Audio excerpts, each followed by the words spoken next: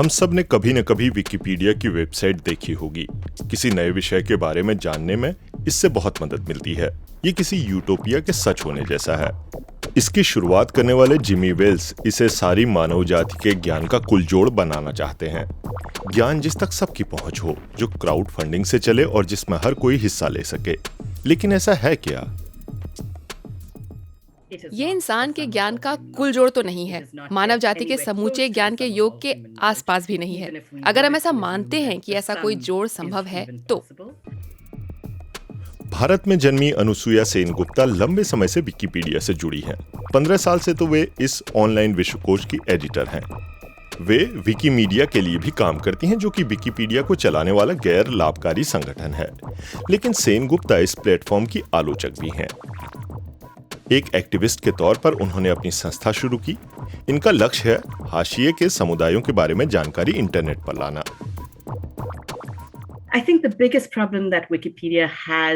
मेरे हिसाब से इस समय विकिपीडिया की सबसे बड़ी समस्या ये है कि इसके सबसे पुराने और अनुभवी एडिटर ये स्वीकार नहीं करना चाहते कि ज्ञान के केंद्र में है शक्ति।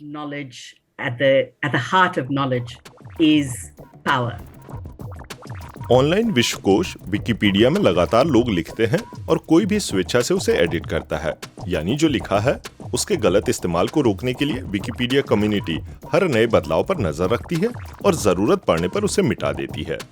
ऐसा आमतौर पर केवल बहुत अनुभवी एडिटर ही करते हैं। When we go onto Wikipedia, what we see is the result हम विकिपीडिया पर जो देखते हैं वो तमाम लोगों और दुनिया भर के कई जबरदस्त वॉलंटियर्स की कड़ी मेहनत का नतीजा होता है। लेकिन ये सब भी कुल मानव जाति के बहुत ही छोटे से हिस्से का प्रतिनिधित्व करते हैं।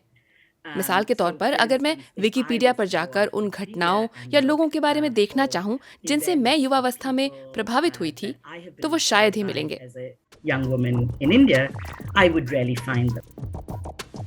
पहली समस्या, महिलाओं का नजरिया गायब। जेंडर गैप से इशारा दो चीजों की ओर है। पहला है महिलाओं से जुड़े मुद्दों, जेंडर नॉन कन्फर्मिंग या नॉन बाइनरी लोगों के बारे में सामग्री की कमी होना, और दूसरा कंट्रीब्यूटर गैप, यानी विकिपीडिया पर लिखे हुए को एडिट करने वालों में सब तरह के लोगों का प्रतिनिधित्व या संतुलन नहीं है। उदाहरण के तौर पर हर 10 में से कोई एक एडिटर ही अपनी पहचान महिला या नॉन बाइनरी के रूप में बताती है। कंटेंट और कंट्रीब्यूटर दोनों के स्तर पर ऐसे अंतर के कारण ही आपको असल में ऐसी सामग्री मिलती है जो ज्यादातर यूरोप और उत्तरी अमेरिका के पुरुषों से आती है। इसके कई कारण हैं। एक है महिलाओं के पास समय की कमी होना। कुछ स्टडी साफ दिखाती हैं कि महिलाओं को रोजमर्रा के जीवन में कंप्यूटर लेकर बैठने का समय काफी कम मिलता है। घर के कामकाज का जैसा बंटवारा पितृसत्तात्मक समाज के समय से चला आया है, वो ऑनलाइन दुनिया में भी नजर आता है। यानी असल दुनिया और डिजिटल वर्ल्ड में कई समानताएं हैं। विकिपीडिया अन्य विश्वकोशों की तरह ही काम करता है। इसकी हर लिखित जानकारी से जुड़े भरोसेमंद स्रोत होने चाहिए, जैसे किताबें, जर्नलों में छपे लेख, जाने माने अखबार या कभी-कभी प्रतिष्ठित ब्लॉग। लेकिन इन सभी चीजों का संबंध प्रकाशन की दुनिया से है, जिसमें खुद ही जेंडर गैप मौजूद है। इसीलिए महिलाओं या उनके मुद्दे के बारे में लिखे लेख बहुत कम मिलते हैं, क्योंकि उन्हें साबित करना मुश्किल है। मिसाल के तौर पर 2018 में फिजिक्स का नोबेल जीतने वाली कनाडा की भौतिक शास्त्री डोना स्ट्रिकलैंड को ही लीजिए। 30 साल से भी लंबा सफल वैज्ञानिक करियर होने के बावजूद उनके नाम की कोई एंट्री विकिपीडिया में नहीं थी। दूसरी समस्या, ग्लोबल साउथ बहुत पीछे। ग्लोबल साउथ उन देशों को कहा जाता है जो पारंपरिक रूप से औद्योगिक देशों में शामिल नहीं रहे हैं। दुनिया की ज्यादातर आबादी यहीं रहती है। केवल धरती की ही नहीं, इंटरनेट की भी। 75% ऑनलाइन यूजर्स इसी ग्लोबल साउथ से आते हैं। फिर भी विकिपीडिया पर दो बड़े अंतर दिखते हैं। पहला, यहाँ के एडिटरों की तादाद बहुत कम है, और दूसरा, विकिपीडिया का कंटेंट ग्लोबल साउथ में समान रूप से नहीं पहुंचता। ऑक्सफोर्ड यूनिवर्सिटी के इंटरनेट संस्थान ने अलग अलग भाषाओं में लिखे जियो टैग वाले करीब 70 लाख आर्टिकल्स की तुलना की और विकिपीडिया के भूगोल का ये मानचित्र तैयार किया। अंटार्कटिका के बारे में कहीं ज्यादा लेख मिलेंगे अफ्रीकी महाद्वीप के कई देशों के बनिस्बत। द सिम्पसन जैसे टीवी शो के हर एपिसोड के बारे में लेख मिल जाएंगे, लेकिन अफ्रीकी लोगों, उनकी अहम तारीखों, घटनाओं और तरह तरह के ज्ञान के बारे में नहीं। ऐसा ही हाल एशिया और लैटिन अमेरिका का भी है। Similarly with Asia or with Latin America. हाशिए वाले समुदाय विकिपीडिया पर नहीं दिखते। इसे बदलने के लिए सेनगुप्ता ने कई ऐसे समुदायों के साथ विकिपीडिया प्रोजेक्ट चलाए हैं।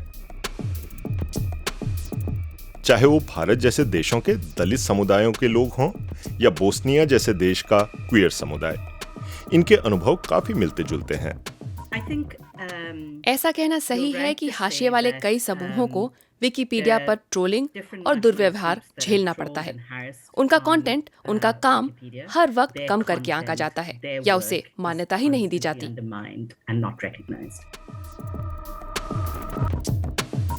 पूरी मानव जाति के ज्ञान का योग बनाने के लिए विकिपीडिया को सभी संस्कृतियों के लिए खुलना होगा, खासकर हाशिए वाले समुदायों के लिए। हालांकि इस लक्ष्य को हासिल करने के लिए विकिपीडिया के सभी यूजरों और एडिटरों को इन अंतरों को पहचानना जरूरी है। ये याद रखना चाहिए कि विकिपीडिया पर सभी लोग ट्रोल या परेशान करने वाले नहीं होते। यहाँ मेरा खुद का भी ऐसा कमाल का ग्रुप है जिसे मैं बहुत पसंद करती हूँ और उनका सम्मान करती हूँ। लेकिन बदकिस्मती ये है कि कई ऐसे लोग हैं जो अपनी राजनीति, अपनी पहचान, अपने मकसद और अपने एजेंडा कई हिंसक रूपों में विकिपीडिया पर भी ले आते हैं।